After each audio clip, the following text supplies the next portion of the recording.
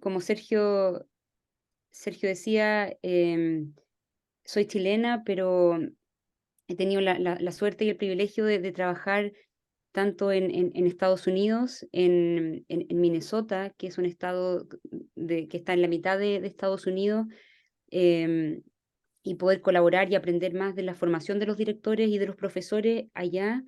Y ahora sigo en algunas colaboraciones con los colegas de Chile, como los colegas de la USACH o los colegas de la Universidad Católica de Valparaíso y la Universidad de Chile. Pero también mi rol está 100% dedicado a estar trabajando en Escocia con colegas de la Universidad de Stirling, en modelos, en ideas de formación de directivos, ¿ya? Y les quisiera contar algunas de estas ideas, em, algunas de las cosas en que estamos trabajando em, esta mañana, y compartir también ideas de cómo esto resuena en Chile. Em, Pasa mucho que con temas de liderazgo educativo, imagino lo han visto con Sergio u otros presentadores, el desarrollo de las ideas de liderazgo educativo han venido, como muchas otras ideas, han venido fuertemente influenciadas desde países que no son nuestros. Y eso tiene como varias implicancias en cómo nosotros lo pensamos o cómo hacemos esta bajada.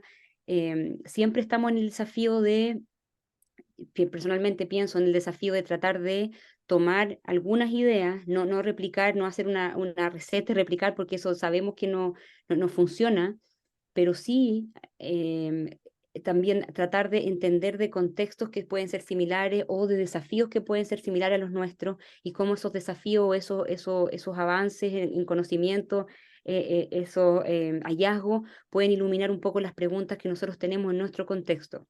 Entonces, la idea de la comparación siempre tiene que ver con eso, con reconociendo que eso ha emergido en otro lugar, tomamos algo de eso, lo ponemos en cuestión, y para eso necesitamos profesionales que sean reflexivos y que sean críticos, y la idea de este espacio es también un poco hacer una especie de comunidad virtual, yo entiendo, de colegas y estudiantes y profesores en formación y gente en ejercicio que está mirando estas preguntas con este eje y con este como espíritu y corazón abierto. Así que muchas gracias por la invitación. Voy a Romina, empezar. antes de compartir pantalla, un par de Claro, cosas, por favor, a los colegas que se están sumando. Me encantaría que puedan dejar su nombre y dónde están en el chat, así nos ayuda a pasar registro. Yo voy a pasar la lista en un segundo, pero nos ayuda un poco a sentirnos, ya que estamos hablando de colaboración y liderazgo, ayuda a saber un poco dónde estamos en este espacio digital colaborando. Y también tanto a las colegas como a ti, Romina, porque algo muy central cuando hablamos de liderazgo y gestión y cambio son las mascotas. Ya, este es un tema central en estos talleres. Ya queremos ver gatos que se cruzan en la pantalla, queremos ver un perrito que aparece aquí atrás y te languetea la oreja. Romina, ¿tú tienes mascotas? siempre tuve mascota en Chile, porque siempre estaba en el campo con muchos perros, como siempre el campo chileno, pero esas mascotas vivían siempre fuera de la casa y tienen toda la forma de si alguien es del campo, saben que las mascotas viven en el campo, no viven como viven en la ciudad, y menos como viven ahora, que ahora viven como con mucha más cuidados. Entonces yo soy bien como más bruta con eso, pero ahora tengo una perrita, y que nos tiene un poco vueltos locos en la casa porque es muy joven y muy chiquitita y tiene mucha energía, y a veces no sabemos cómo lidiar con esos niveles de energía, pero la queremos mucho y nos hace muy bien, nos ayuda mucho a todos en la casa, especialmente a mí. ¿Cómo se llama la perrita? Se llama Gauda, como el queso Gauda, porque es una perrita amarilla, como de color, de color del queso Gauda, es un labrador. Y solo decir que Romín, yo la conozco, estuve jugando con esa perra porque fui a Escocia y a colaborar para allá, pero chiquitita de espíritu, porque es un caballo. Es un caballo. Yo anduve un ratito por la casa. ¿Ya? Muy bien. Recuerden, colegas, si algún animalito está por ahí dando vuelta y quiere aprender de liderazgo, es bienvenido al aula digital de la Universidad de Santiago. Romina Madrid nos va a hacer una pequeña presentación. Les invito a todas que puedan estar atentas si nos hacen preguntas, pueden levantar la manito o pueden pegar la pregunta en el chat y al momento de las pausas Romina puede hablar, contestarla. Y tenemos pensado, igual que la sesión anterior, un momento de presentación, más un caso, un ejercicio que vamos a hacer y después un plenario para que podamos discutir algunas preguntas que podamos tener nosotras o también que puedan surgir de la conversación. Aprovechemos harto, Romina, porque después de esto se sube en avión y se devuelve al lago Ness, donde tu sueño, Romina, de encontrar al monstruo del lago Ness. Yo entiendo que ese fue el viaje Ese es mi, original a Espacio. esa es la razón y mi agenda oculta, y sigo trabajando en eso, y de día trabajo como investigadora en la universidad. Muy bien, Eh, muy bien. Romina, una por cosa, favor, Una cosa, escuchamos. colegas, que les quería preguntar primero, de nuevo, bienvenidas y bienvenidos a todos. Muy, muy increíble que esta cosa, aunque uno igual se sorprende aún, que esto online nos permite estar con colegas de Chillán, de Santiago, hay gente de Coyhaique, que estoy viendo acá en el chat, Costa Rica, Yonder. Esto es como una cosa que yo creo que todavía no terminamos de entender la potencialidad de esta herramienta y la posibilidad de estar juntos en lugares y momentos tan distintos, pero poder conectarnos. Y eso tiene mucho que ver con las ideas que yo quiero discutir hoy día con ustedes, conversar sobre la idea de generar comunidad y la noción de colaboración. Antes de comenzar, quisiera, no sé cómo lo vamos a hacer, pero vamos a ver si funciona. Si es que ustedes en la cosa de las reacciones, ve que uno puede poner como dedito para arriba o cosas así, si ustedes pudiesen poner el dedito para arriba, los que son directivos o directivas de escuela, que tienen algún cargo de formal de liderazgo, y así los puedo ver quizás. ¿Nadie? Sí, yo Ninguno. veo Ya. ya a Marcela. Perfecto, Marcela. Ahí veo Marcela. Muchas gracias. Si levantan el dedito igual, En ¿quiénes el son chat también docentes? aparece, Romy. Ya, Ah, Sergio también nos dice, hay otro Sergio, gran nombre, también, perfecto. también es directivo. Pilar también nos cuenta que levantó el dedito. Marilyn de Lisboa. Súper. Entonces tenemos a algunos directivos, ¿cierto? Bienvenida, Marilyn. Buenos días, no sé qué hora es para Hola, ti. oye Romina, acá. Oye, un gusto escucharte, Romina. Yo estoy en Lisboa, son las 1:48. Estoy en una obra, reparando un departamento, modo obra obrera. Y no me he perdido ni un sábado estos encuentros. Me parece que Sergio es genial. Esta instancia, como tú bien decías, de constituir una red, todos los actores en distintas partes del mundo, en distintos escenarios, podemos formar una linda red, podemos aprender en conjunto, y yo creo que esta oportunidad no la podemos dejar pasar. Yo soy ex alumna de la USACH del 2015, ya titulada de magíster, pero no me pierdo estos encuentros porque la USACH para mí significó Ujú. una travesía muy importante en mi desarrollo profesional, y agradezco de verdad la gestión que está haciendo el programa de Magíster de Liderazgo, y obviamente a ti, Romina, que te tomaste este tiempo de acompañarnos y de aprender. Así es que eso, no soy directora, lo fui. Hoy trabajo en una ATE y asesoro directores en terreno, o sea, online, Mm, modo online. Por eso me encanta que el Magíster se vuelva online, porque los directivos en regiones tienen muchas dificultades para poder cursar programas. Y creo que esta es una gran oportunidad para todo mm, Chile en realidad y mm. para el mundo, porque es un magíster genial. Bueno, eso. Cualquier cosa también aquí estoy, lo que se necesite, siempre colaborando con mi querida USACH. Excelente. Yo Maravilloso. creo que nos juntamos en Lisboa entonces, al fin Todo el rato, Ya, vénganse genial. para acá, que aquí tienen una colega feliz de recibirlos. Súper. Muchas gracias por tus palabras, Marilyn. Y realmente una cosa que dices que no he mencionado, pero que esta semana que he estado trabajando con los colegas y profesores y estudiantes de la USACH, realmente como que me ha marcado mucho, es el espíritu USACH.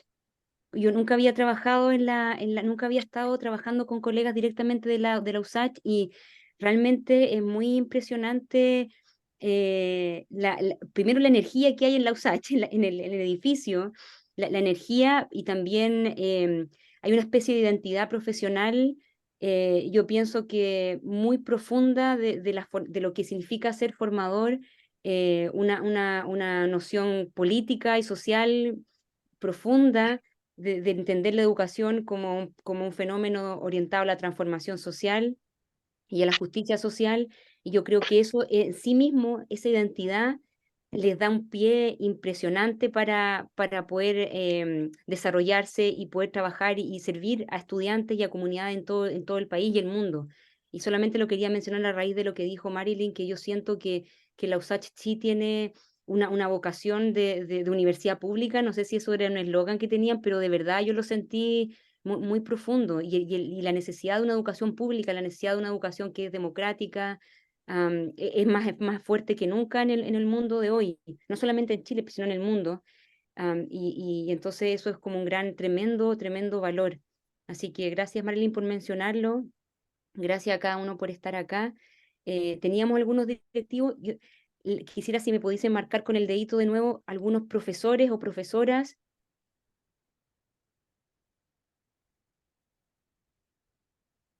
Ahí está, perfecto. Wow. Más deditos. Súper. Profesoras, profesores. Muchas gracias. Y estudiantes del magíster de pedagogía.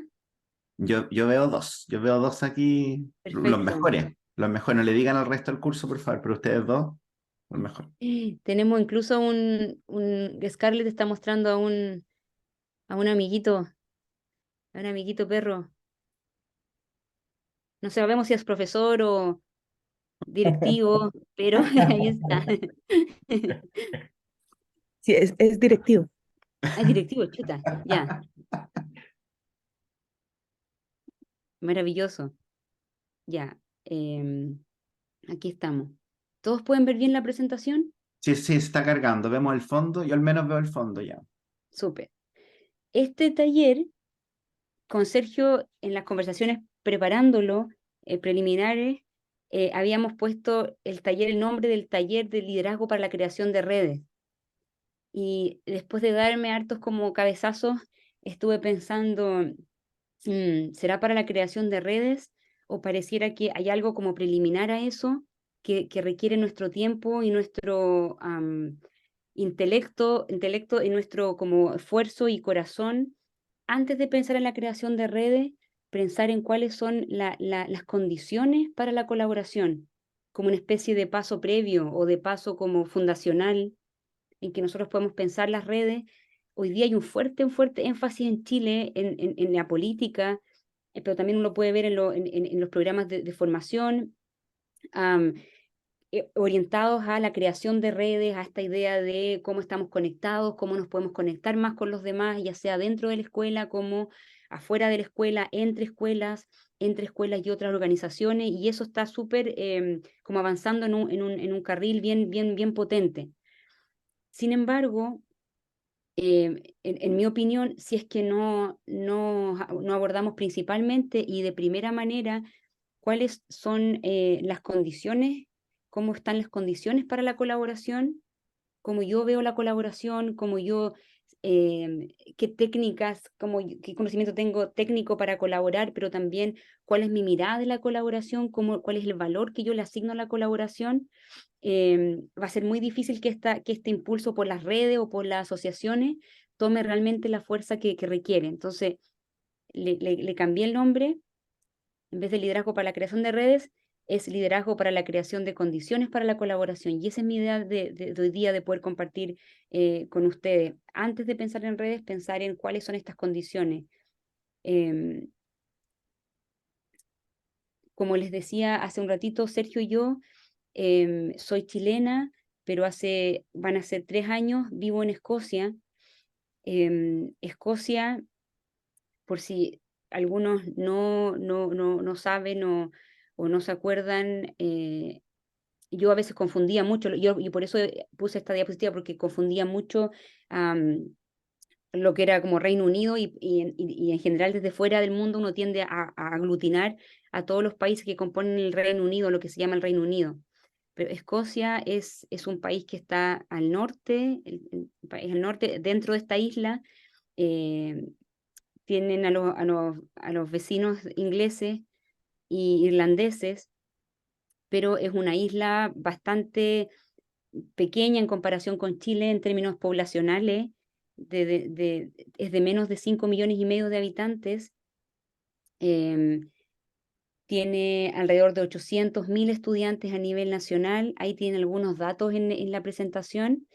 Y toda esta isla, ¿no es cierto?, este país se concentra, tiene una concentración de la población en lo que se llama como el cinturón. Y el cinturón está compuesto, no sé si se puede ver ahí en el mapa, pero de lo que compone Glasgow, que está ahí al este, Edimburgo, que es la capital, y al medio, no sé si pueden ver un puntito que dice Stirling. Está medio chico en la imagen, pero se ve ahí. Esos 3 ciudades es lo que se llama el cinturón del país, y es bien importante porque concentra a la mayor cantidad de estudiantes y de gente en general del país, pero también es interesante porque nos habla y ahí hay muchas similaridades, yo creo, con Chile. Nos habla de que a pesar de que está este cinturón centralizado, ¿no es cierto?, también tenemos escuelas y contextos súper aislados, súper aislados, y en donde también hay desafíos muy grandes en términos de reconocernos como parte de un país. Por ejemplo, ahí arriba, si ven en el mapa, hay una isla que se llama Orkney, donde hacen un whisky que es muy famoso y muy rico. Y en Orkney, la gente, por ejemplo, se siente más cerca de Suiza que de Escocia, porque si no está en el mapa ahí, pero si ven, está muy cerquita de Suiza, De Suecia. de Suecia, perdón. Y también, o de algunos otros personas y comunidades de estos lugares no se sienten escoceses y sienten que la política escocesa no los representa para nada.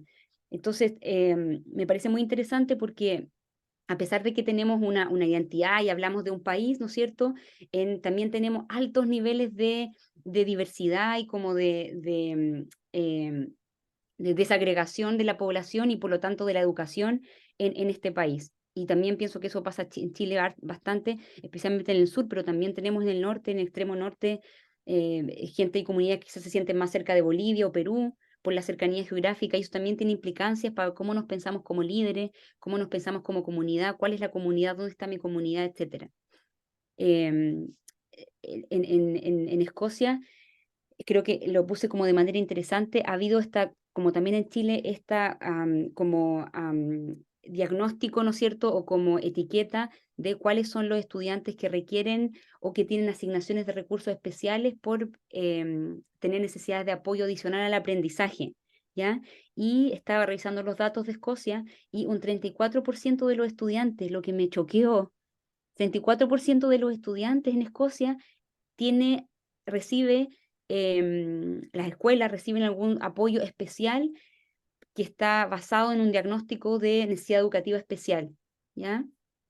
Eso también me hace preguntar, pucha, es que ¿es esta población una población minoritaria? Si tenemos un 34% de estudiantes, son la minoría, ¿es realmente un apoyo especial, o lo que estamos hablando de que en verdad la escuela parece que tiene el desafío enorme de pensarse de manera diferente con estudiantes que son bastante diversos?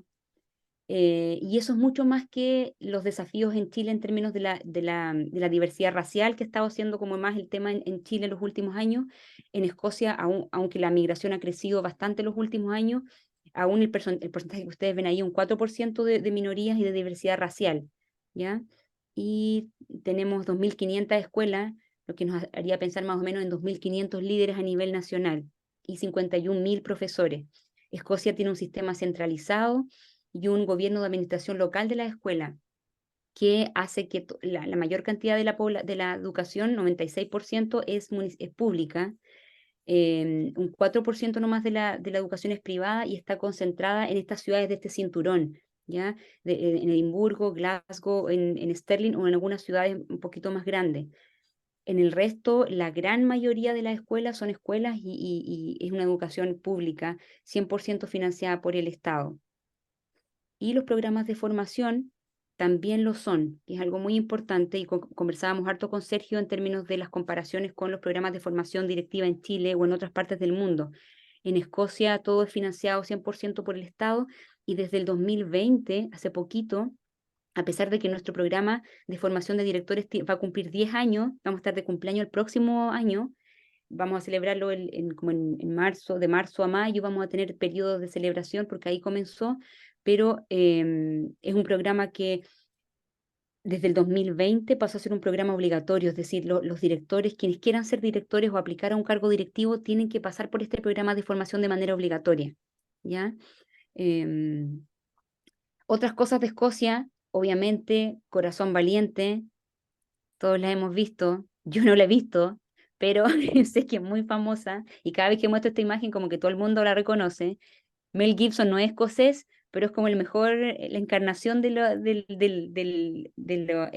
héroe escocés. Y Stirling, la ciudad donde yo trabajo, es la ciudad que está bajito, si la pueden ver, al lado del mapa, al lado derecho del mapa, está Stirling, y ese edificio blanco es mi universidad. Y el monumento que está atrás, grande, es un monumento a William Wallace, que fue el gran liberador, ¿no es cierto? Y vencedor de esta batalla tremenda con los ingleses, que Escocia siempre recuerda porque ellos eran muy poquitos y ganaron en una batalla muy sangrienta a los ingleses, como ustedes se recordarán por la película. También si hay alguien ha visto Outlander, que es una serie que me dijeron que era muy famosa en Chile, que muchos la han visto, también está basada en una novela y está basada en Escocia. Em, Sergio, Es que abriste una puerta complicada para mí porque amo Escocia por muchas cosas y una de ellas es que Harry Potter. Harry Potter no solo se ambienta en Escocia, en la Universidad de Glasgow se grabaron varias escenas, sino que también la persona, J.K. Rowling, escribió Harry Potter en un café que se llama el White Elephant en Edimburgo. Así que Harry Potter, súper escocés. maravilloso dato, no Mm. lo sabía. Entonces así tenemos Escocia. Y tiene similaridades cosas similares con Chile. Obviamente Chile es mucho más grande, pero como yo les decía, tiene problema tiene como el desafío de la descentralización, la centralización, tiene el tema de un gran porcentaje de estudiantes con necesidad de apoyo al aprendizaje. También tiene esta cosa pero es mucho más profunda en Escocia, que odian a sus vecinos, pero lo odian. Y nosotros en Chile, igual, si estamos siendo honestos, nuestros vecinos argentinos, quizá ahora las relaciones han mejorado, pero yo me acuerdo que siempre era como la rivalidad, o con nuestros hermanos peruanos del pisco sour. Entonces siempre están estas tensiones nacionales, internacionales, que también son identitarias, obviamente. Pero eso es Escocia. Y una cosa también de Escocia que quisiera comentar es un autor escocés a principios del 1900, en el 1930 o 20 nació, y fue muy relevante a pesar de que no hizo su trabajo en Escocia, sino en Inglaterra, pero fue muy relevante para pensar un poco en la noción de el profesor como investigador y el profesor como intelectual, tal como la herencia nos ha mostrado en Latinoamérica con Paulo Freire, ¿no es cierto?, en Brasil, pero también en Estados Unidos con John Dewey, en diferentes partes del mundo, autores, pensadores, ¿no es cierto?, educadores, comenzaron a desarrollar estas ideas sobre la tarea docente como una tarea de alta complejidad y como una tarea que por su alta complejidad requería una perspectiva reflexiva profunda, ¿ya? De reflexión y de generación de conocimiento y de evaluación de ese conocimiento permanente. Lo que para Lawrence Stenhouse está muy relacionado con la idea del profesor como investigador, los profesores como investigadores.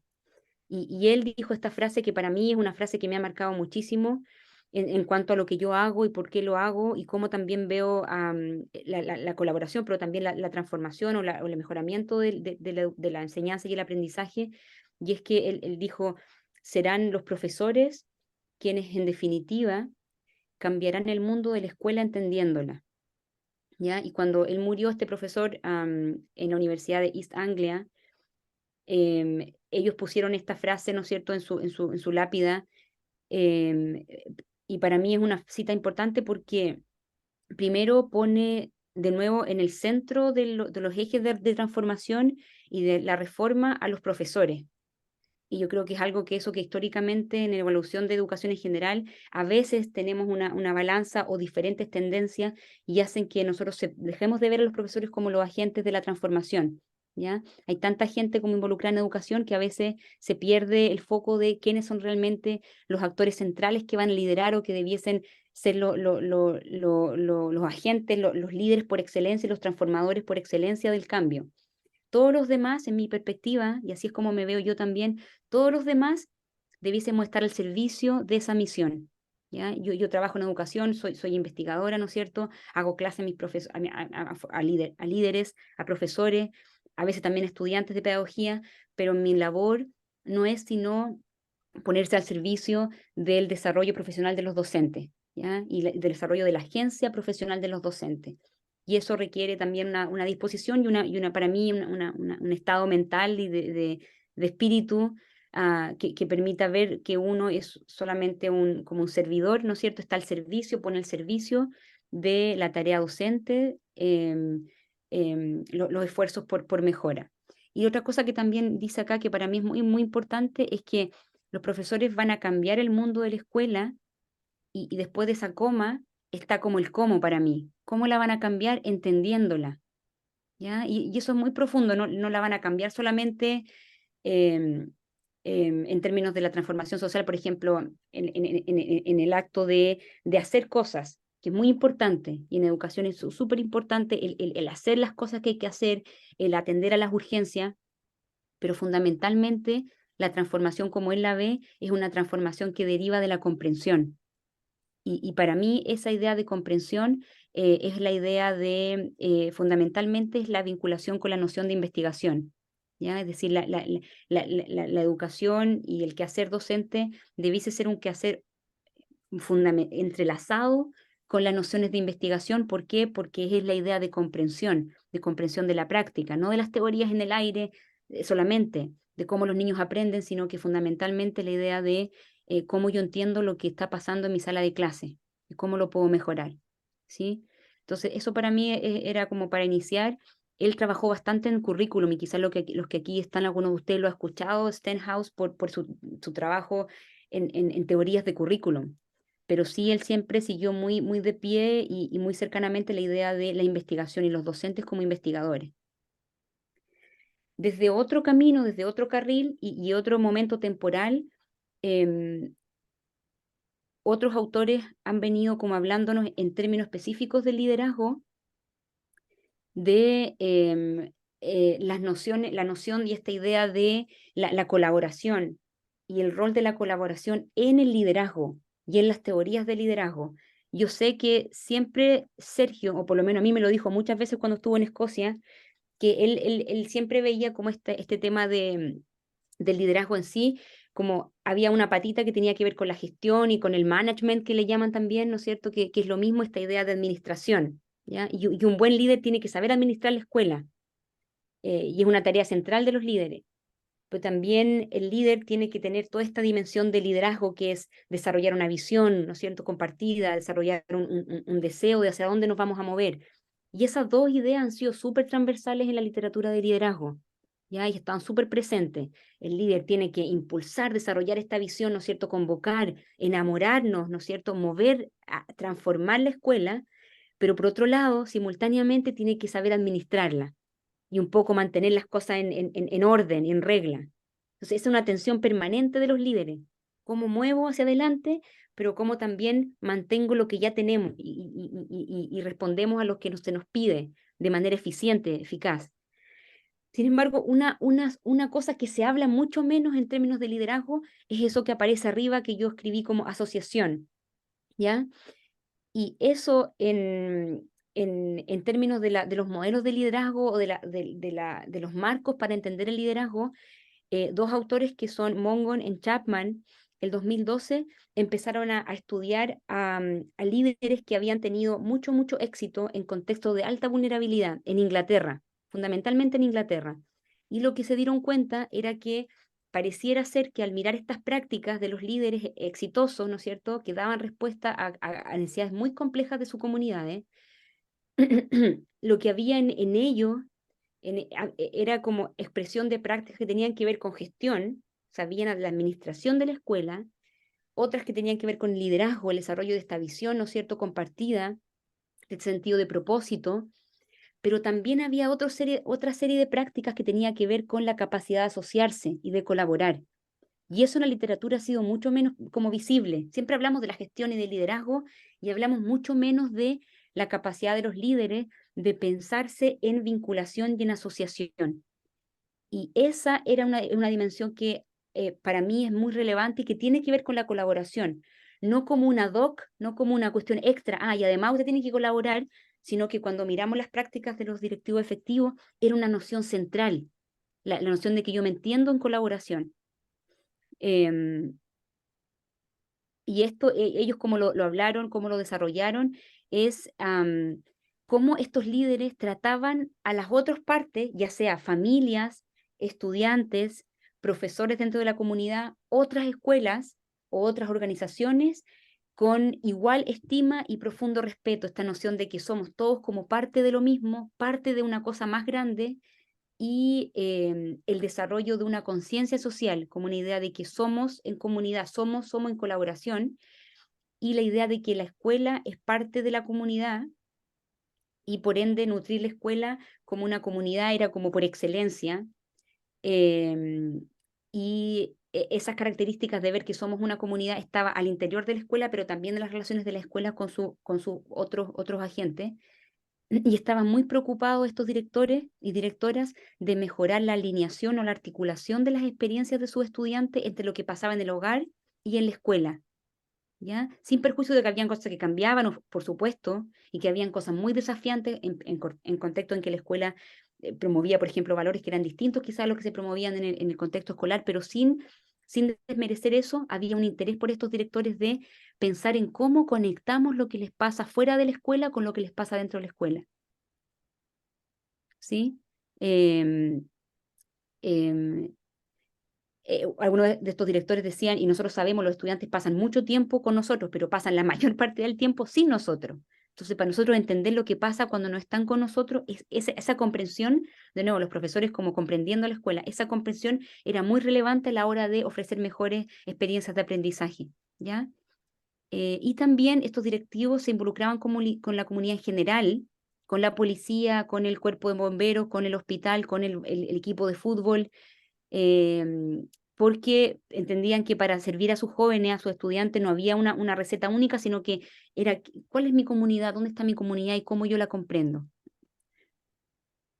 En términos de los docentes, nomás no los directivos, esta idea de la asociación, ¿no es cierto?, y de la generación de aprendizaje compartido para la mejora del mismo y de la enseñanza, se ha conceptualizado con el nombre de comunidad de aprendizaje, que me imagino que estoy segura que algunos de ustedes lo han escuchado, porque se habla a veces, algunas escuelas hablan, literalmente dicen, vamos a hacer el miércoles, tenemos una comunidad de aprendizaje, y eso se describe en alguna instancia para estos espacios como colaborativos, ¿no es cierto? Algunos de ustedes lo han escuchado, me imagino, o ha estado en una comunidad de aprendizaje, o ha sido parte de una comunidad de aprendizaje.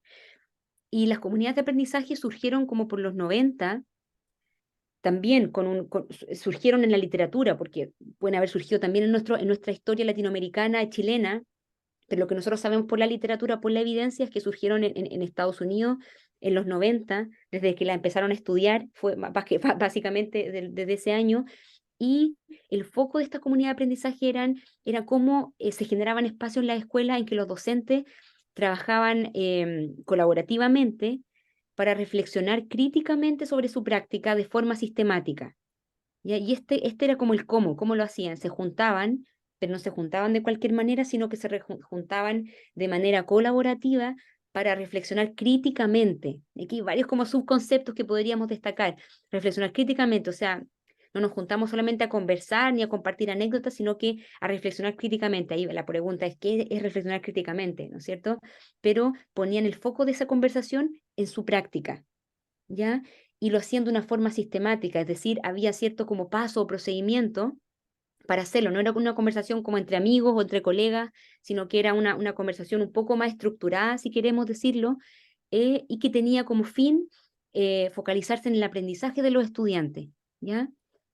Y en el crecimiento de los miembros, es decir, cualquier comunidad de aprendizaje si nosotros quisiéramos chequear que va funcionando bien, debiese ser una comunidad de aprendizaje que por un lado responde a mejorar el aprendizaje de los estudiantes y la enseñanza, ¿ya? Ese es el corazón, y en esa comunidad de aprendizaje los miembros que participan están creciendo, se están desarrollando profesionalmente, están adquiriendo cosas que de otra forma no podrían adquirir. Si alguna de estas dos cosas no está pasando, habría que preguntar qué tan útil es usar la comunidad de aprendizaje, ¿ya? A veces nuestras escuelas nos dicen, oye, tenemos comunidad de aprendizaje el miércoles, pero lo que se hace en la comunidad de aprendizaje es un listado de un chequeo de todas las cosas que el director tiene que chequear para el departamento de educación, ¿no es cierto? Se entregaron las notas, el viernes tenemos el bingo, los profesores, no sé, pues se reunieron con los apoderados, se hizo eso, ¿eh? Y toda la hora se pasa haciendo este chequeo de actividades, ¿ya? Si hacemos eso, estaríamos más distantes de una comunidad de aprendizaje, que es lo que se dice acá, que es la conversación es netamente acerca de la enseñanza y el aprendizaje. ¿Qué está pasando en cuarto B con el matemática? ¿Qué está pasando en lenguaje con la enseñanza, con esas notas que tuvieron súper malas cuando tuvieron que hacer la lectura del libro, no sé, papelucho? Con la conversación tenía como sentido y eje en la práctica, y el foco es generar una conversación que mejore esta enseñanza y aprendizaje. Hasta aquí, comentarios, dudas, quejas. Oye, Romina, han aparecido comentarios muy buenos en el chat. Yo estoy aquí leyendo el último. Tal vez si te parece, te lo puedo leer, mejor lo Por podéis ver para que favor. estemos todos. Durante este año, este es de Scarlett o de su perrito, no sé. O sea, no sé si participaron ambas, colaboraron en este mensaje.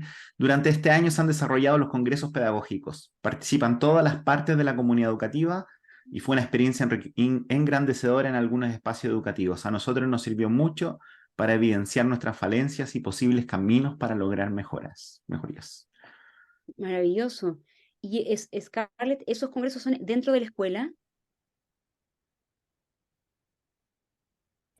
Sí, son dentro de la escuela y se desarrollan primero con padres y apoderados, después con estudiantes y finalmente con la comunidad educativa profesional, digamos. Y también con las partes que no son profesionales, por ejemplo, asistente de la educación, profesional asistente de la educación, personas auxiliares de aseo, también participan. Y creo que es una iniciativa que se está desarrollando a nivel nacional. Wow, ¿Mm? no tenía idea, te agradezco muchísimo.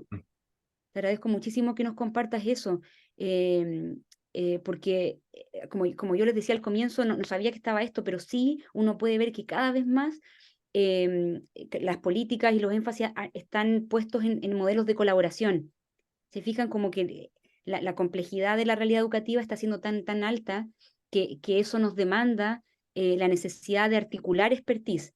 Y de articular este expertise implica generar espacio, estrategia, momento para que el conocimiento de diferentes como fuentes nutra el quehacer de la escuela.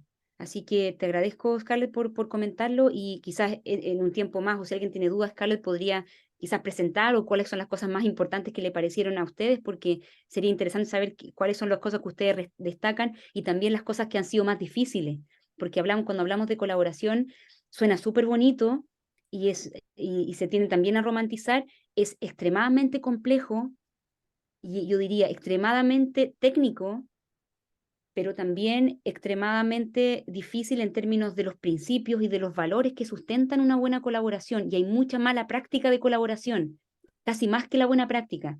Entonces sería interesante saber cómo esos principios se pueden desarrollar según Scarlett en su escuela, cómo lo ha visto que lo han hecho, qué desafíos emergen, porque eso nos nutriría también a todo el resto.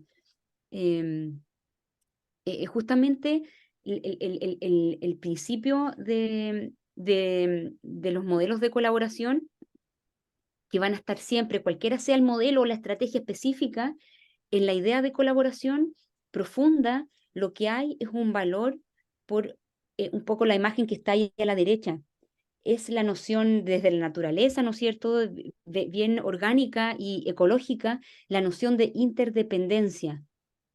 ¿Ya? La noción de interdependencia se refiere a que la especie en la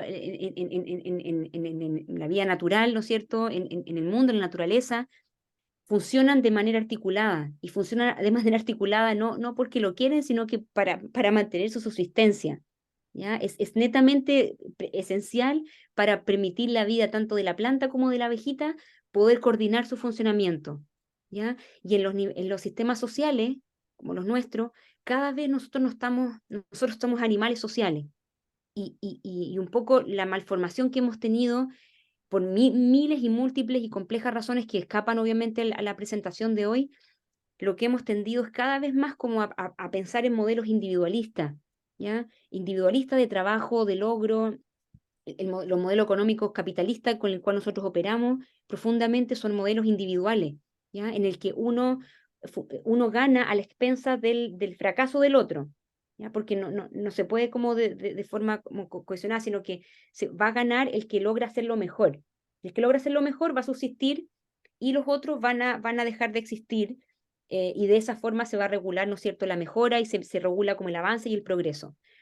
Alternativo a ese modelo tenemos modelos de interdependencia, que quiere decir que el bienestar de uno va a depender inmediatamente del bienestar del otro.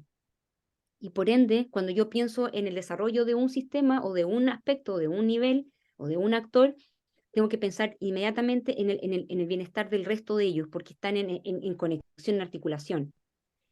Y pensar que la escuela funciona como un sistema de interdependencia o como un sistema natural, ¿no es cierto?, como la naturaleza, tiene muchas implicancias para los líderes. Y yo lo conecto mucho con mi forma de ver la colaboración y el trabajo en asociación. Tiene que ver, no nos juntamos por la buena onda o porque sí, ahora el DAEM nos pide que tenemos que juntarnos.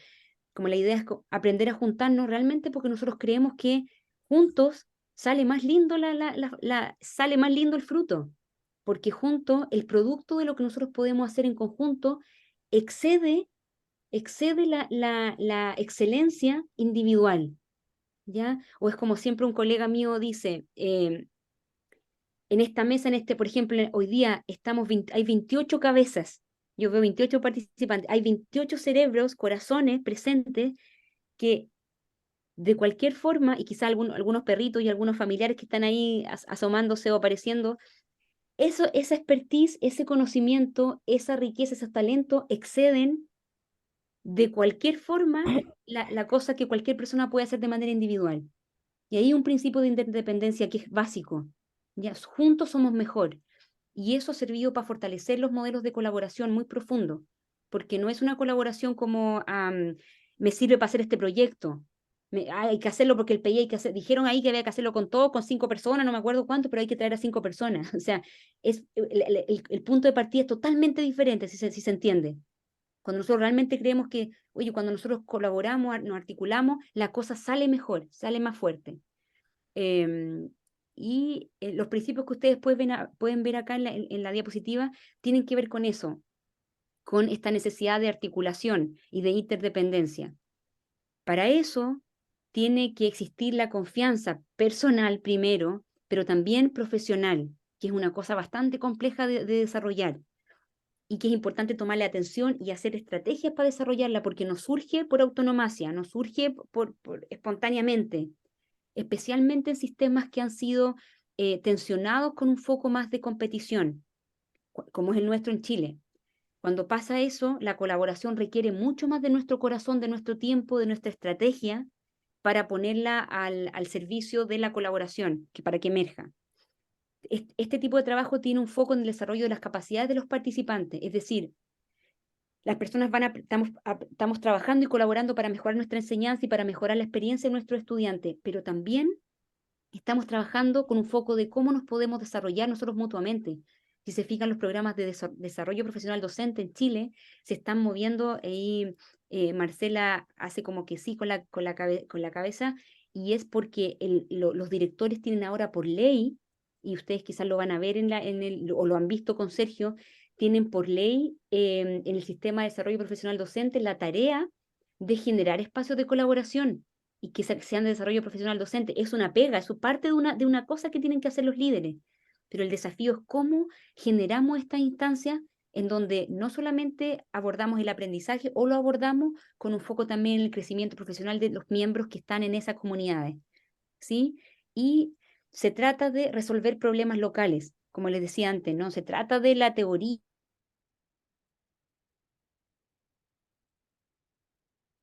de migrantes que tenemos de nuestra comunidad en la básica puede insertarse mejor en la escuela y generar mayores aprendizajes.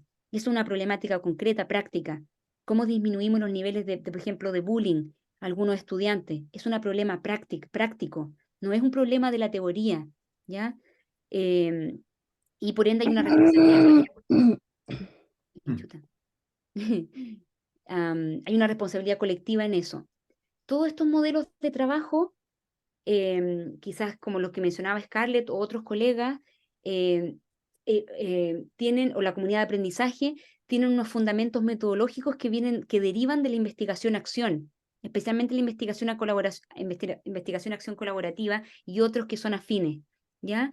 Y eso es muy importante porque eso da una especie de estructura en términos de procedimiento, de cómo hacer que estos espacios de trabajo conjunto nos permitan llegar a conversaciones ricas en términos de conversaciones pedagógicas y que tengan un impacto en lo que nosotros estamos haciendo con nuestros estudiantes, ¿ya?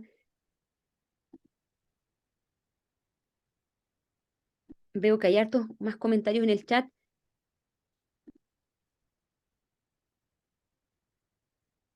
Eugenia dice, también hay que considerar que en el proceso de evaluación docente se desarrolla un módulo de trabajo colaborativo. Exacto, súper buen punto. Y eso no tiene que ver con los directivos, sino que con todos los docentes.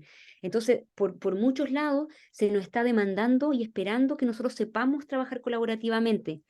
Pero muchas veces nosotros no sabemos cómo hacerlo o no hemos tenido experiencias de colaboración exitosas, sino que al contrario, experiencias como más bien traumáticas de colaboración. Y eso tiene un impacto en cómo nosotros la miramos, cómo nosotros nos acercamos a la colaboración y cómo podemos entonces desarrollarla de la mejor forma. Charrat y Planch en el 2016 investigaron también algunas de las cosas que mediaban una colaboración como exitosa y algunos de los elementos. Y ellos dijeron que una de las cosas que era importante era, por supuesto, la calidad de las interacciones, ¿ya? Si yo me voy a reunir con mis colegas para chequear la agenda rápidamente y ver qué hay que hacer en la semana, es súper distinto que si yo me reúno, aunque sea en la misma cantidad de tiempo, pero para hacer un chequeo más cualitativo de cómo están mis colegas, cómo estuvo la semana pasada, cómo están los estudiantes, qué fue lo más difícil de la semana pasada, cómo puedo empezar esta semana con todo el power, con toda una buena energía, chequeando las cosas que no han resultado tan bien. La calidad de esa interacción va a mediar mucho esta colaboración posible o no. Que las experiencias en ese espacio conjunto sean energizantes, ¿ya? Si nos sentamos como a mirarnos las caras o a solamente escuchar a una persona como estamos haciendo ahora en este contexto, obviamente que va a determinar, ya, un ratito ustedes me van a pescar porque ustedes son súper entusiasmados y motivados por este tema y me van a tomar atención, pero después de las 12 ya o las 11 ya van a estar como, pucha, ya hagamos otra cosa, obviamente. Tal como los estudiantes necesitan experiencia energizante, los adultos, y yo diría que aún más los adultos, necesitamos experiencia energizante, que el momento de estar juntos sea un momento de algo que nos llene la mañana, aunque sea cortito, que nos llene la mañana, que nos llene el resto del día, y por ende tenemos que pensar en qué cosa puede ser energizante, qué cosa nos puede apoyar, liberar, traer buena onda, reírnos, pasarlo bien. Todos sabemos que si estamos en un contexto de relajo, ¿no es cierto?, de apertura, de humor, que es una tremenda estrategia para los líderes, todo fluye de forma distinta, todo se abre y se desenvuelve de forma que es muy distinta. Estar con la mente y las emociones, obviamente, pero también acá los dos últimos solamente los quisiera destacar porque la literatura y la evidencia nos ha mostrado que para trabajar colaborativamente también se requieren ciertas técnicas o ciertos patrones. Y en ese sentido, el desarrollo de protocolos o metodologías gracias, Scarlett. Por ejemplo, Scarlett dice, yo he visto que saludar a los estudiantes y preguntarles cómo amanecieron y cómo vienen a la puerta del liceo les motiva mucho. Absolutamente. Imagínense cómo es como llegar a la casa. No sé, pues yo llego a la casa y esta perrita que les digo, Gauda, está la perrita ladrando y como moviendo la cola. Es increíble como yo que tengo perro hace poquito, como que te cambia te cambia la energía. Y es como, chuta, hay otro ser vivo interactuando que me está pidiendo, que me está demandando interacción. Eso a nivel interpersonal, con nuestras mascotas, como a nivel también colectivo, como los estudiantes. Me acuerdo que en Escocia una vez fui a una escuela Una vez fui a una escuela después de la pandemia, cuando estaban recién volviendo, ellos tuvieron muy poquito tiempo sin escuela física, y eso tuvo un impacto muy positivo dentro de lo negativo en la salud mental de los estudiantes y de los profesores. Yo sé que en Chile pasamos mucho tiempo sin escuela, y eso tenía un impacto profundo en nuestra salud mental y en nuestra habilidad de reconectar a todo nivel. Y me acuerdo que en esta escuela en Escocia, cuando tú llegabas, el director o alguien que estaba en la puerta estaba como recibiéndote, y hicieron con una cartulina muy simple algo que decía, esta es tu escuela, y qué alegría poder verte otra vez. Y se lo pasaban a cada niño que llegaba, cada niño estudiante apoderado que llegaba, le daban esa tarjetita que decía, bienvenido a tu escuela, qué alegría verte otra vez. Y ese era básicamente el mensaje más profundo que uno puede entregar después de la pandemia. Básicamente, qué alegría verte, cómo está la familia, cómo estás tú, ojalá que estés bien. Entonces, esos mensajes que pueden ser simples, que son humanizantes, nos llevan a un contexto que nos prepara para la colaboración de manera radicalmente distinta.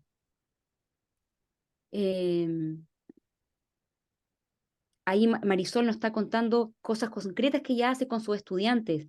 ¿Y sabes qué, Marisol? En lo que muestra la investigación, cuando uno hace cosas similares con los colegas, tiene efectos similares. No es solamente que le hace bien a los estudiantes o a los apoderados, no, parece que nos hace bien a todos. A todos preguntarnos cómo están, cómo llegaron, eh, eh, en general. Entonces, esos elementos que son nos hacen bien a los estudiantes, también nos hacen bien a nosotros. Y lo que les decía de los acuerdos claros para el trabajo colaborativo, súper importante saber qué queremos hacer juntos. Les voy a comentar un poquito más, hay otro modelo más claro con este tipo de preguntas, pero si nos vamos a juntar a colaborar y no sabemos para qué, eso es una gran desventaja en nuestro trabajo. Y como tenemos poco tiempo, pocos recursos para colaborar, como docentes o como directivos tenemos que ser enormemente estratégicos de cómo vamos a pensar el foco de esa colaboración. Para qué colaborar es extremadamente importante, y cómo las diferentes voces que están en esa mesa se sienten respecto a ese propósito común. Yo digo, vamos a colaborar para mejorar el aprendizaje de los estudiantes. ¿Cómo eso lo viven los estudiantes? ¿Cómo eso les llega a los papás? ¿Cómo eso lo ven mis colegas auxiliares? Porque esa pregunta, que es una, tiene que ser construida de manera compartida, ese sentido común, ¿sí? Y lo otro que yo le decía, hay protocolos, hay como especie de guías, muchas, para ayudarnos a hacer diferentes modelos de colaboración. Están protocolos de amigos críticos, que yo trabajé mucho en Chile con los amigos críticos, no sé si lo han escuchado. Amigos críticos, que es unas pautas de conversación entre profesores. Están las visitas, yo sé que el Mineduc tiene ha sacado muchos documentos donde hay visita guiada, por ejemplo. Vamos a ver la clase de Scarlett, y la vamos a ver con tal foco, con un foco en la estrategia de resolución de conflicto, o la vamos a ver cómo maneja la matemática. Y vamos todos los profesores del departamento de matemática a ver la clase de Scarlett, y luego conversamos.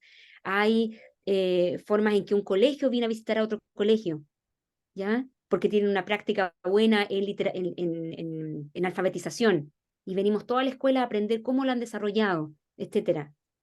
Hay un montón de modelos, y podemos conversar acerca de eso. Yo les puedo como también compartir, si es que están interesados. No nos da el tiempo para detenernos en ellos hoy, pero yo he trabajado mucho también en indagación colaborativa, que también no es nada más que un protocolo, que una sistematización de serie de pasos que nos ayudan a guiar esta conversación o esta colaboración. Esta persona que ven acá, yo la quiero mucho primero, pero además es una mega súper experta en temas de cómo las personas aprenden, y cómo, especialmente cómo los docentes aprenden y cómo los profesores aprenden juntos. Su nombre es Karen Seashore Lewis, es profesora emérita de la Universidad de Minnesota, donde yo hice mi doctorado, y ella fue mi supervisora de la tesis.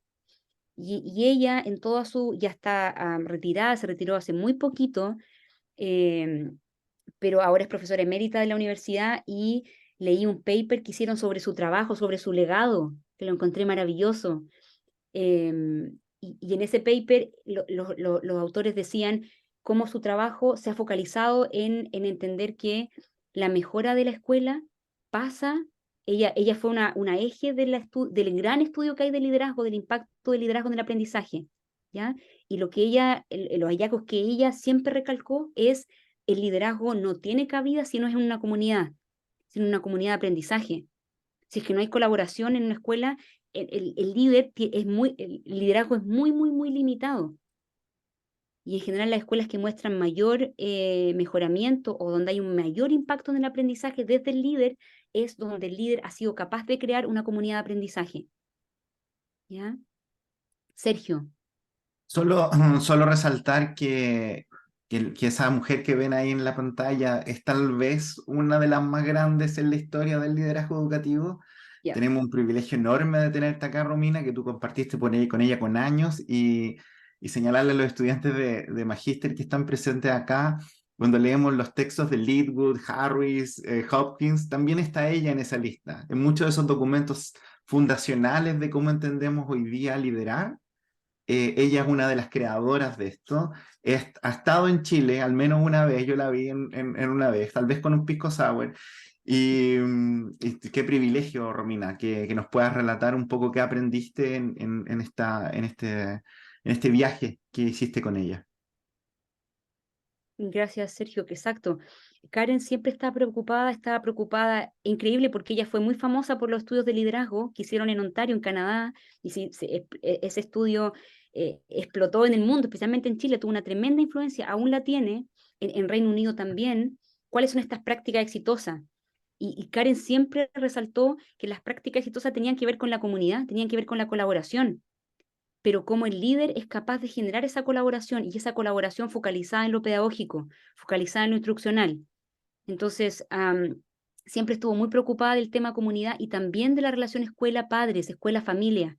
De hecho, ese es uno de los temas que a las dos nos unen bastante y nos apasiona, porque ella también siempre veía que los profesores pueden hacer solamente tanto, pero cuando se vinculan con la comunidad, en verdad también el impacto en los aprendizajes de los estudiantes y en el sentido de satisfacción de los profesores es mucho mayor.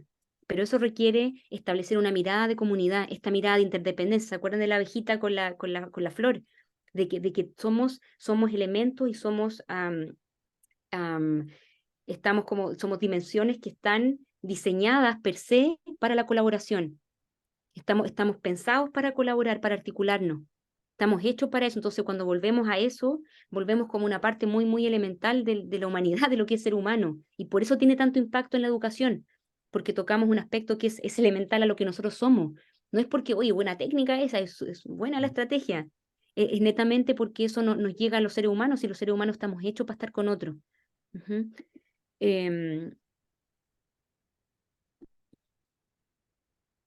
Toda esta idea y estos modelos de mejora colaborativa, de que la mejora en educación o la mejora de las prácticas pasa por esta interacción entre las partes, como les contaba, partió en los 90, o partió estudiándose más bien dicho en los 90, pues quizás estas cosas parten desde están presentes siempre, con la noción de comunidades de aprendizaje profesional bien ligada en la escuela.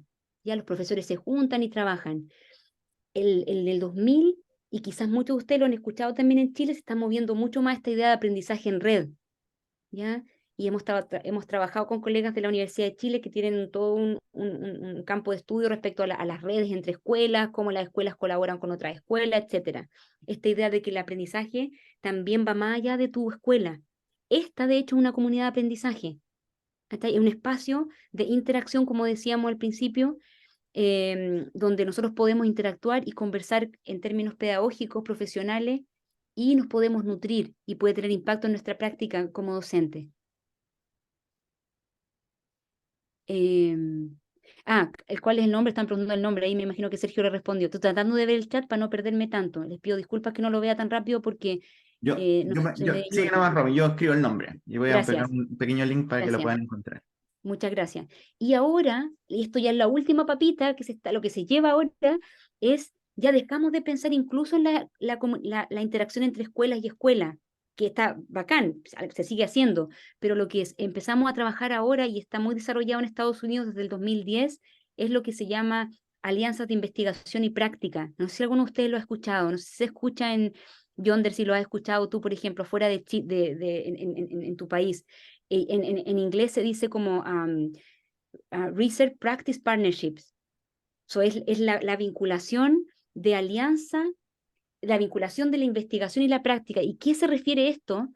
Netamente se refiere a modelos de colaboración donde miembros de la escuela, profesores, estudiantes, se pueden conectar con gente del municipio, gente de la universidad, gente del hospital o de cualquier otra organización social relevante, y entre todas estas voces se miran problemas de práctica.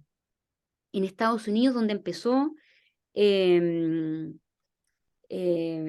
Peñuel ha sido como el autor que ha liderado, pero también Cynthia Coburn y otros autores bajo este nombre, este concepto del Research Practice Partnership. Lo que han hecho, por ejemplo, es que todo un municipio, el municipio de, no sé, la municipalidad de la Florida, toda la municipalidad de la Florida, todas las escuelas municipales de ahí acuerdan un problema de práctica que es obviamente relevante a todas ellas. Puede ser, por ejemplo, no sé, por los índices de deserción escolar de los alumnos de la básica a la media, estoy inventándolo.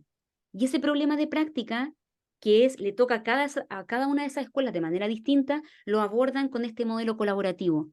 Y se levantan datos, se hacen de nuevo, la sistematización, se levantan datos, se hacen pasos, ¿no es cierto? Se levantan estrategias de acción, todos en colaboración, se implementan estrategias de acción y se evalúan y monitorean, y se vuelven a implementar.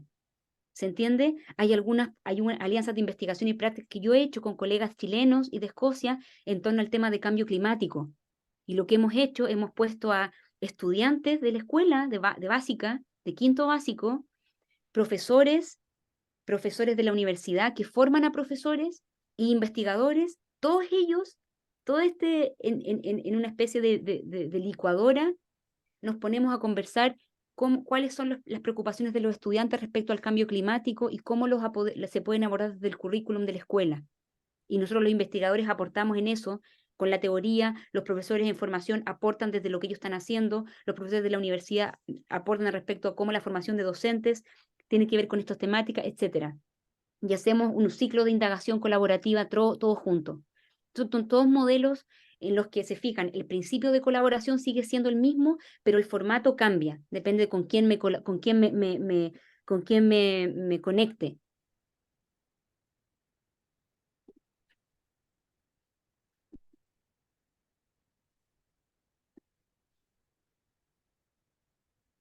Quiero ver si estamos todos todavía acá. Tenemos 30 personas, líderas. Increíble, ojalá que no estén durmiendo todavía, porque no me puedo dar cuenta. Yo no estoy durmiendo, yo no estoy Perfecto. durmiendo. Eso Estamos es despiertos, importante. ¿cierto?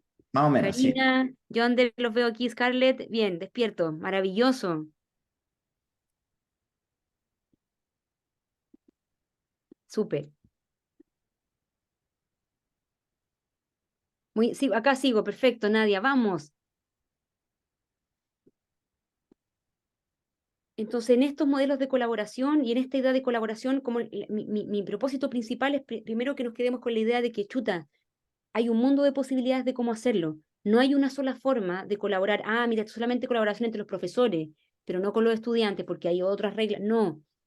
La investigación se ha desarrollado de tal forma que nos ha permitido ir pensando la colaboración cada vez con más flexibilidad, con mayor creatividad y con mayor sentido de necesidad.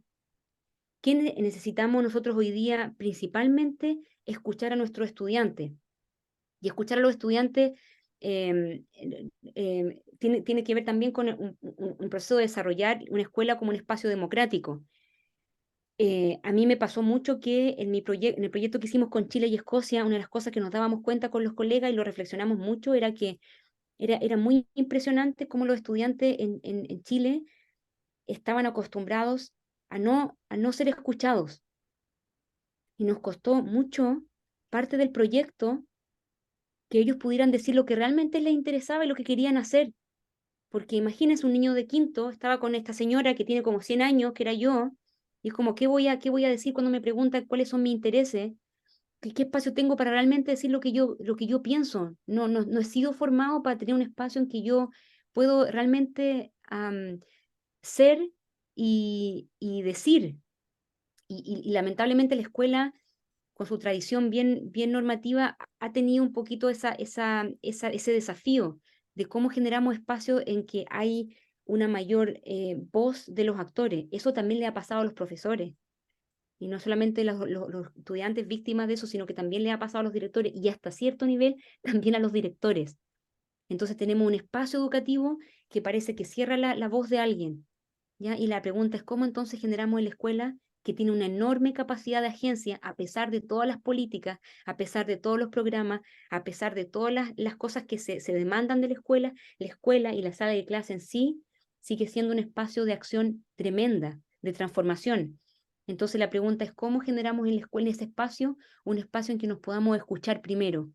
Para poder conocernos tenemos que poder escucharnos, si no, y cómo pasamos de esta cosa más como sí, lo que el profesor diga, a realmente entender estas diferentes visiones sobre lo que queremos, lo que nos preocupa, lo que nos cuesta el sueño, que es distinto a la investigadora, que va a ser distinto a lo que le quita el sueño a un estudiante, que a una mamá, que a un profesor, cómo esas diferentes preocupaciones nos llevan a un interés común. Y nos pasó mucho en el proyecto con Escocia, que tuvimos que dedicar mucho tiempo a que los estudiantes en Chile principalmente tuvieran más experiencia y oportunidades de visibilizar su voz. Entonces eso nos muestra que, claro, que hay desafíos como muy inminentes para nosotros ahora, y cuando pensamos en colaboración deberíamos tener esos desafíos bien cerquita de nuestro corazón y nuestra mente para decir, pucha, para colaborar tengo que atender a esto que nos falta, ¿no es cierto? A esto que nosotros parece que no estamos todavía desarrollando tanto en nuestro espacio educativo. Milton y Morgan son dos mujeres académicas brillantes que el 2023, no más recién ahora, hicieron un estudio que para mí ha sido como interesante porque lo que hacen es una revisión de la literatura. ¿Y sabe lo que revisan? Revisan un montón de literatura. El caveat latinoamericano es literatura principalmente de Estados Unidos y de Reino Unido, y en donde analizan toda la evidencia de los estudios en donde se ha hablado de colaboración, ¿ya? O de cómo desarrollar esta capacidad en los docentes de la reflexibilidad a través de la colaboración, de cómo nos transformamos en docentes como investigadores, pero en espacios de colaboración. No solamente yo haciendo mi estudio de clase solito, sino que yo en un espacio de interacción con los demás, ¿ya? Y lo que hicieron lo hicieron, ¿saben para qué? Con algo que parece muy teórico, revisar la literatura, pero con un foco, con un output muy práctico que a mí me encantó, que era como cómo ayudar a los líderes a pensar en preguntas claves cuando ellos quieren generar espacios de una cultura de colaboración en su escuela.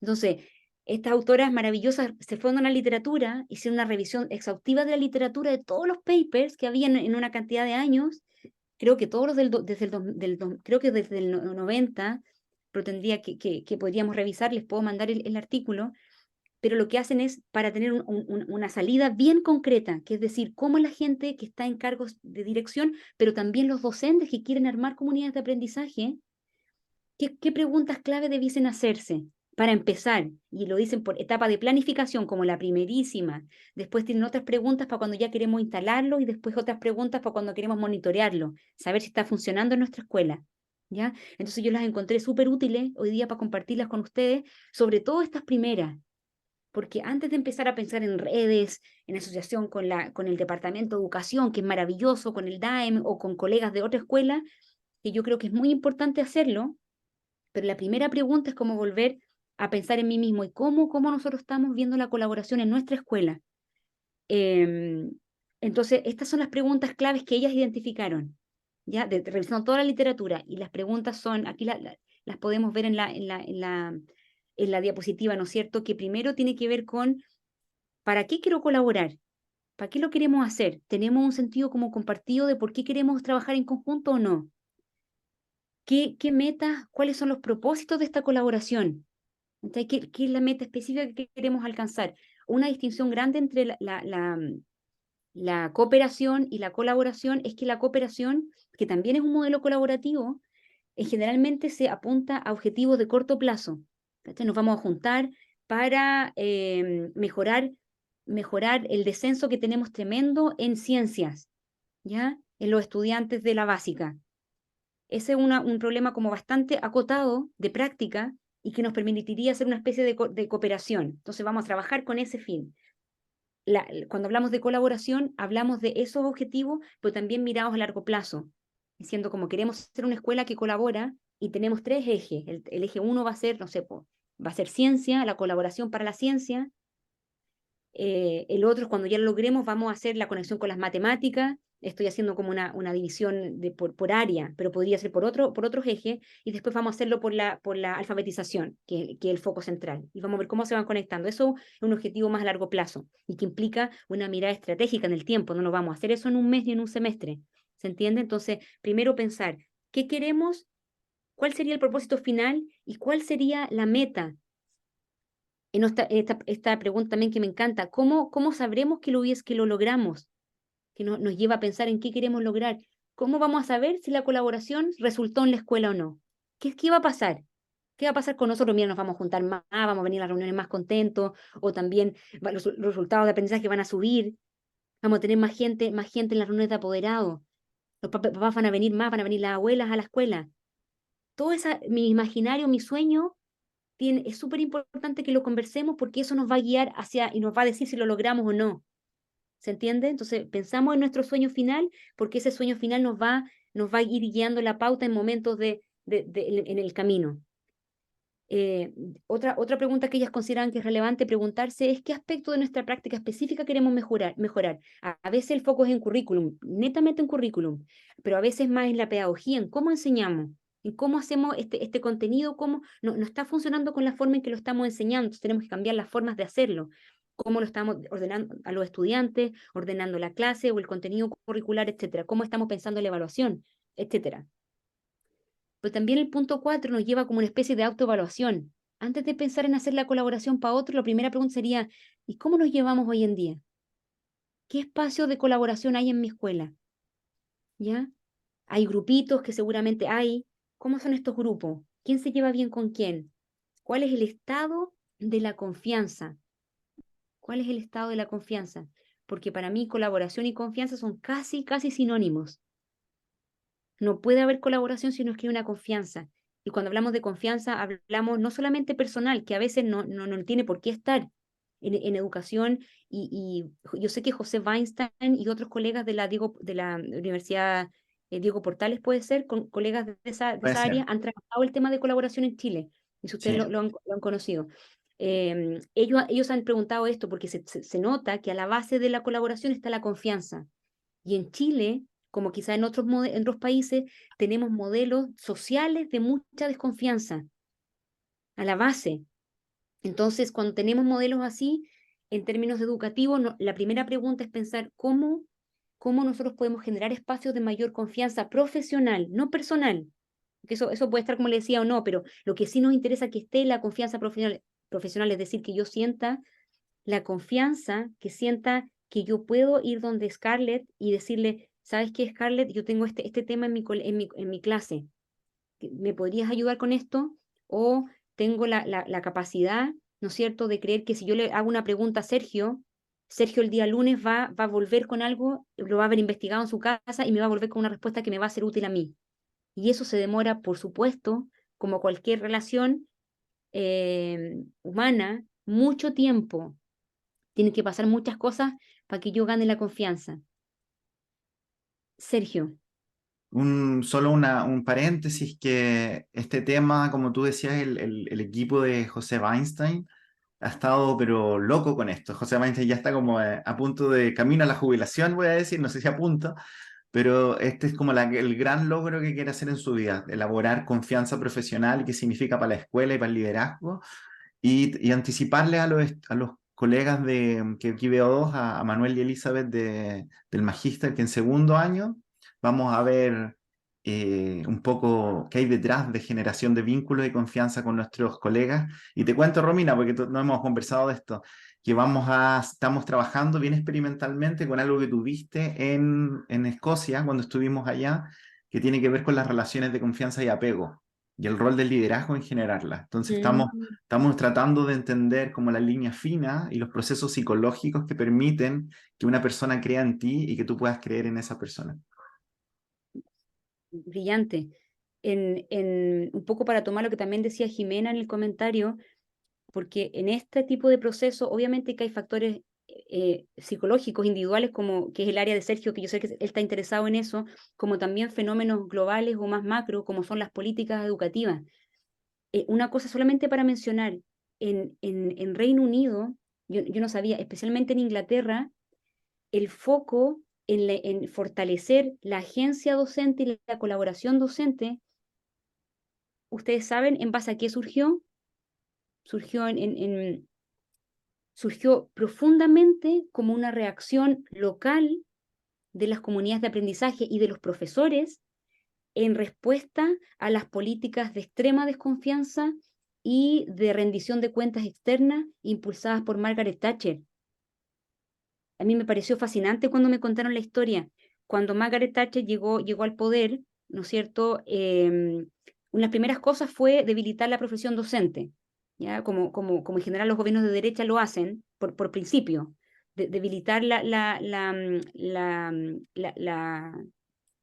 profesión docente en diferentes ámbitos, con diferentes estrategias, pero una de ellas tiene que ver con la estandarización del currículum y la incorporación de rendición de cuenta externa, que nosotros en Chile, y ustedes la conocen 1000 veces mejor que yo. Son mecanismos de rendición de cuenta externos bastante intensos.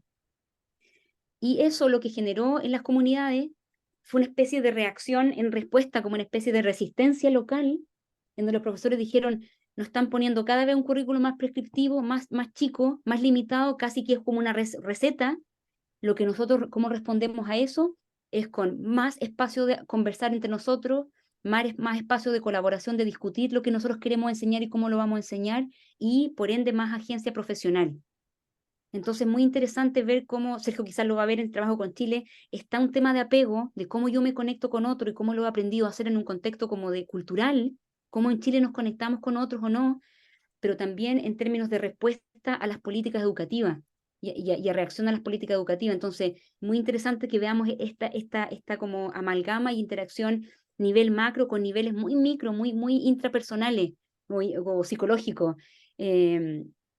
Y cómo ellos van moldeando nuestra habilidad de colaborar o no colaborar, nuestra disposición o nuestra reacción, y cómo usar la colaboración como una especie de resistencia también para fortalecer a los docentes y fortalecer la autonomía docente y el profesionalismo docente, ¿ya?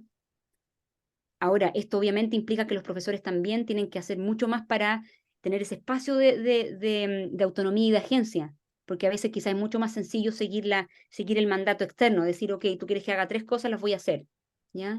Toma el camino mucho más largo decir, no las voy a hacer, entonces, ¿qué voy a hacer? Bueno, tengo que escuchar a mi comunidad, tengo que escuchar mi expertise profesional, por algo yo estudié, tengo que escuchar el contexto, la localidad, etcétera, ¿sí? Y entonces la pregunta 4 para mí es como interesante porque nos lleva como a preguntarnos, a evaluarnos cómo nos llevamos en nuestra escuela, cuál es este estado de la confianza entre nosotros y qué necesitamos hacer para mejorarla y fortalecerla.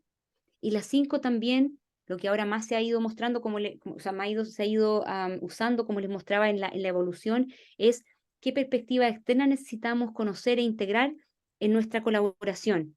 ¿Qué voces podemos incorporar que son súper relevantes? Hablamos un poquito de los estudiantes, pero ellos son un actor, una perspectiva interna que es históricamente invisibilizada. Históricamente visibilizada. Entonces, cuando pensamos en la colaboración, podemos pensar, ¿cómo podemos incorporar esta voz que es tan central para lo que nosotros hacemos? ¿Qué dice la literatura acerca de cómo incorporar la voz de los estudiantes? ¿Qué podemos aprender de eso? ¿Cómo incorporar a la familia? ¿Cómo incorporar a otras organizaciones que están trabajando a un programa de apoyo psicológico a los estudiantes o a las mamás? ¿O cómo incorporar más guías sobre la migración y sobre procesos migratorios en escuelas que tenemos alto porcentaje de estudiantes que no son de acá? ¿Qué tipo de apoyo hay en la municipalidad o en otros actores que parece que sería una perspectiva interesante de escuchar para poder dar respuesta a los múltiples desafíos de las familias de nuestros estudiantes? ¿Mm? Y no se trata de hacer la pega de ellos, no se trata de transformar la escuela en otra cosa, sino que de integrar perspectivas y tener una visión mucho más compleja, mucho más rica cuando pensamos en la colaboración.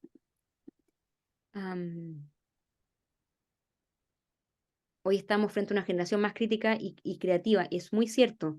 Y eso me pasa también cuando creo que a Sergio también le puede pasar cuando trabaja con los estudiantes, profesores de información, que profesor de información, y conocimos un grupo ahí también de la USACH, son brillantes. Todo el movimiento en Chile feminista también es nada más que tierra fértil para profesionales que con toda la esperanza tienen una perspectiva más crítica de la sociedad, pero también más constructiva de cómo generar nuevas alianzas, no solamente crítica como que odiamos todo, sino que es decir, pucha, hay cosas que no hemos hecho bien y que es importante que las hagamos bien si queremos realmente avanzar, y la única forma de avanzar es mirar esas diferentes perspectivas. Y eso implica de los docentes una apertura muy, muy, muy grande y como tratar de mirar, y ahí todo como la mirada divergente, cómo podemos pensar distinto, hacer cosas distintas. Ahí Sergio estaba diciendo, parece que en el magíster van a tener la posibilidad de tomar un ramo que es de otra facultad o de otra área. Una de las cosas que Karen, mi profesora, mi supervisora, me dijo cuando yo estudié el doctorado, las primeras cosas que me dijo fue como, muéstrame los cursos que vas a tomar, porque en Estados Unidos los tenemos que elegir, los elegimos por semestre. Y yo le mostré mi mallita como mis 3 cursos. Y me dijo, ¿y son todos de educación? Y yo, bueno, sí, porque era educación el doctorado y yo quiero aprender educación. Me dijo, para aprender educación a veces tienes que estar en estar en el arte, estar en historia, estar en economía, estar en ciencias. Para aprender educación no tienes que estar solamente leyendo cosas de educación. Al contrario, a veces más perjudicial. Y por eso lo que ustedes hagan en su hobby, en su vida, el arte, si tejen, si tienen las mascotas, si hacen deporte, mientras más rica su vida, más rica va a ser su enseñanza, obviamente. Y necesitamos profesores y directores que tengan una vida bastante rica y con cosas muy distintas, porque es la única forma de entender diversidad y de traer esa diversidad de manera más sencilla. Porque van a decir, ya, van a tener alguna experiencia de diversidad cuando la traigan desde su vida, desde su historia. Em, Eso. Son las 11 y no sé si estamos súper, súper cansados, pero la última cosa, y ahí Sergio voy a dejar que él nomás me guíe y me oriente. Tenemos como un pequeño caso que podemos discutir o podemos abrir la conversación. Yo me miré la hora también, Ya. estoy impactado, Romina, porque pasó muy rápido. No sé si comparten los colegas de distintas partes del Ojalá que mundo. para ellos. Sí, ojalá, yo estoy así como, oh, y cuando tú dijiste como que la comunidad de aprendizaje, uno de los principios es que los miembros crezcan, yo siento que he crecido mucho en esta hora y media, así que te lo quiero agradecer, Romina. Sé que estás muy cansada porque hay carreteado non-stop, y está bien, te lo El mereces. pisco sour, Pico yo lo puedo sour, decir. pico sour. Pero creo que tal vez más pertinente si podemos abrir la conversación. Yo creo que estamos todos como media atorados, se nota en el chat que queremos Sí, conversar, que queremos perfecto. hablar. Si les parece, colegas, empecemos a levantar la manito, a hacer comentarios y preguntas. Aprovechemos a Romina que termina este taller y se sube al avión para volver a su gran Escocia. Em, la escuchamos, lo escuchamos.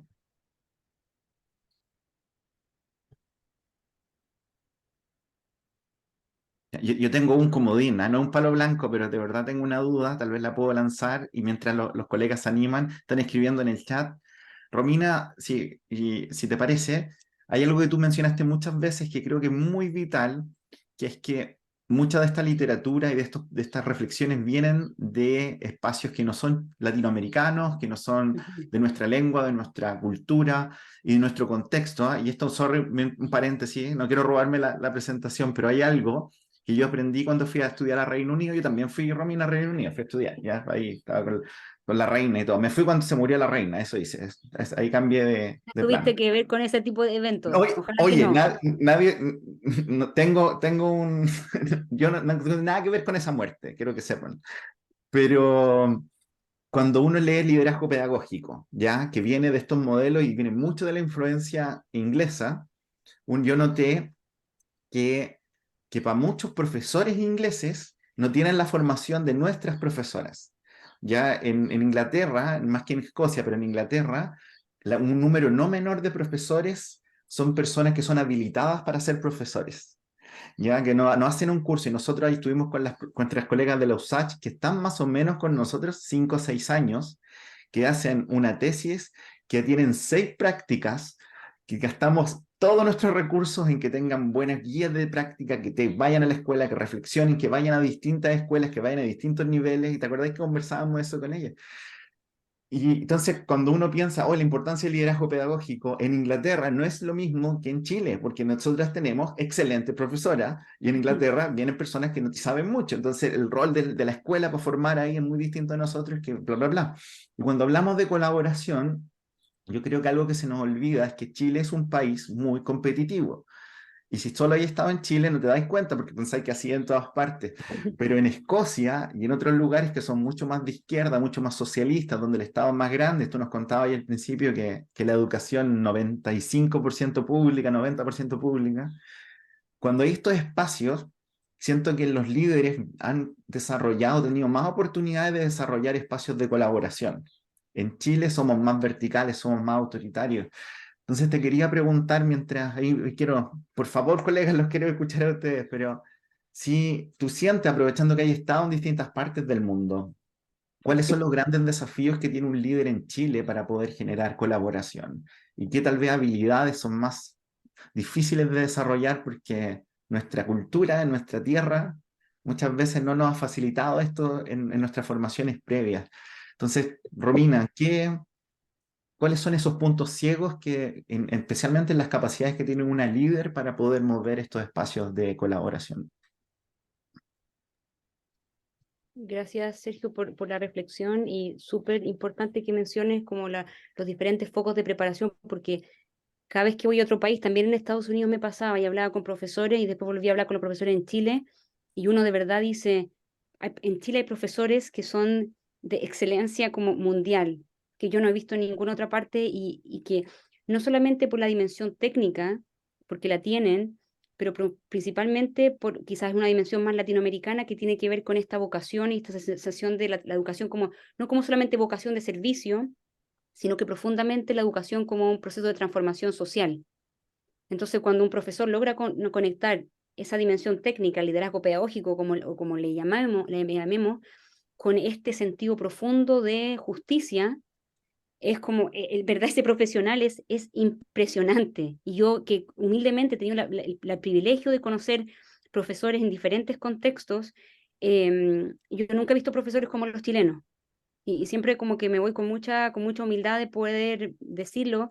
Y cuando trabajo con mis colegas en Escocia también lo digo, profesores en Chile, solamente me saco el sombrero y tengo un respeto profundo, profundo por lo que hacen.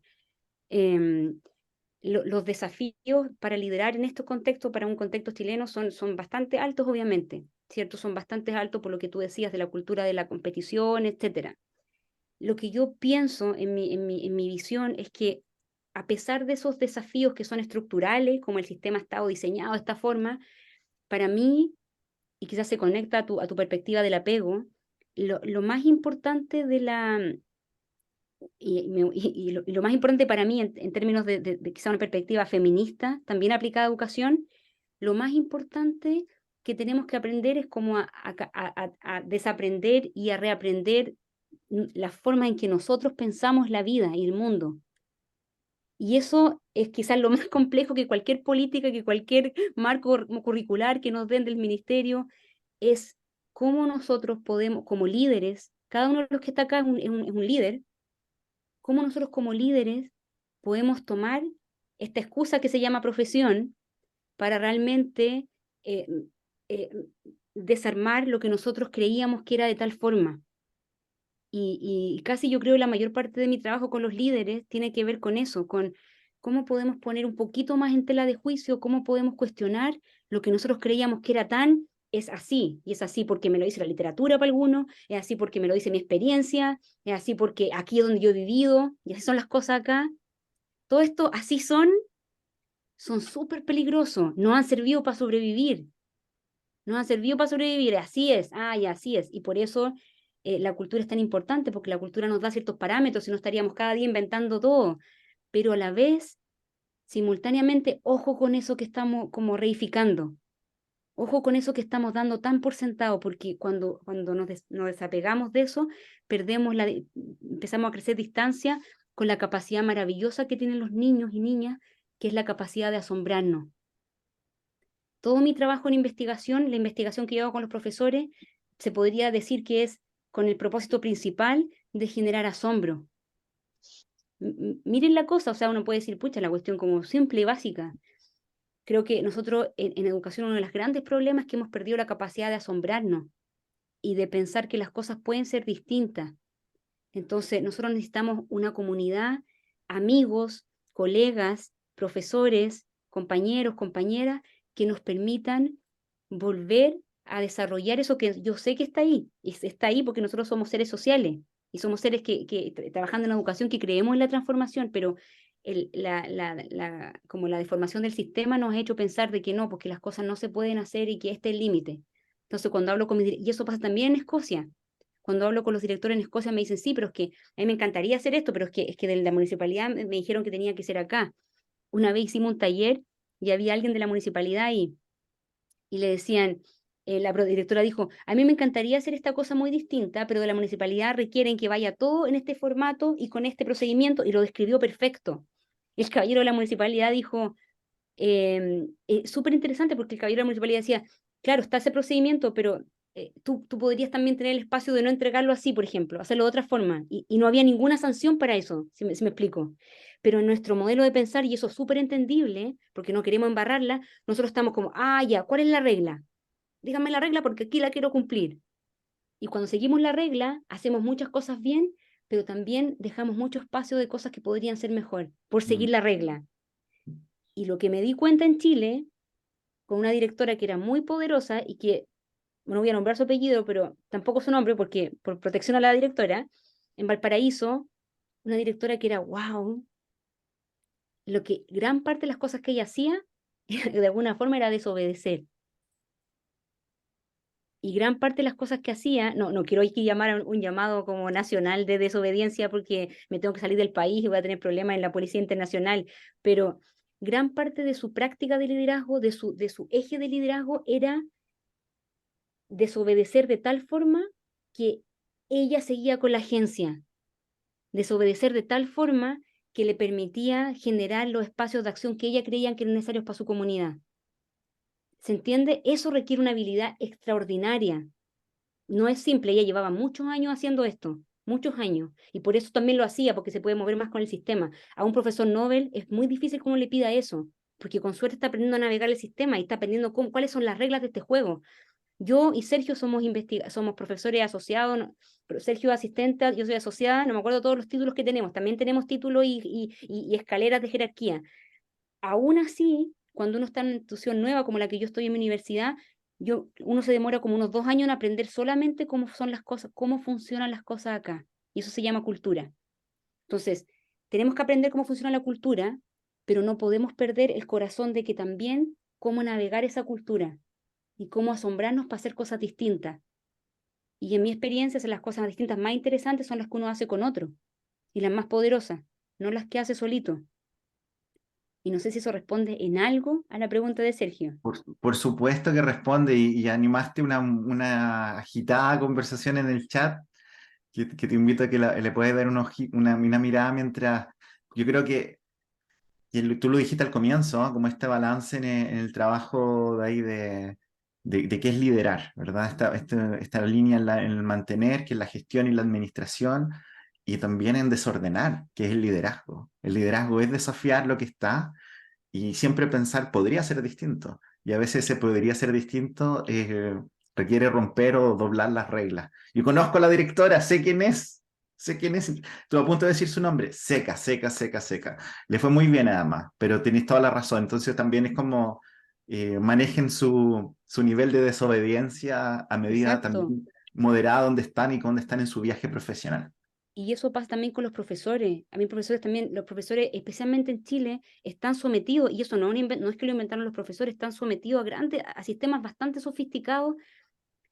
Ahora estoy súper contenta de que por lo menos va a haber, según entiendo, una evaluación docente, no dos, que es un gran avance ya para los profesores del sistema público. Pero hay mucho ruido en el sistema que genera muy fácilmente esta comprensión de que, chuta, ¿qué voy a hacer yo? ¿Cuál es mi espacio de agencia? Aquí está todo súper regularizado, es todo como tiene que ser. Y en gran parte eso no estamos desconociéndolo. Pero sí, lo que quiero que se vayan hoy día con el mensaje es que cualquiera de ustedes tiene un poder y un potencial de transformación que yo no sé si ustedes lo conocen. Ojalá que ustedes, en la experiencia trabajando con sus estudiantes, con sus colegas, puedan llegar a darse cuenta del impacto que ustedes pueden generar en una persona. Es inconmensurable. De hecho, nosotros estamos acá, yo estoy acá, y si yo me piden recordar mi experiencia y me dicen, pucha, mira, tú estudiosa, y mi mamá siempre me dice que tú eres estudiosa, y yo era estudiosa, que era media como nerd y todo, pero también estudiosa, pero también muy llena de mentores, muy llena de gente impresionante que estuvo ahí para mirarme, solamente para mirarme y reconocerme. Y los niños talentosos y niñas de Chile y de otros países, a veces lo que necesitan nada más que olvídense de todo lo técnico, es que los miren, es que los miren.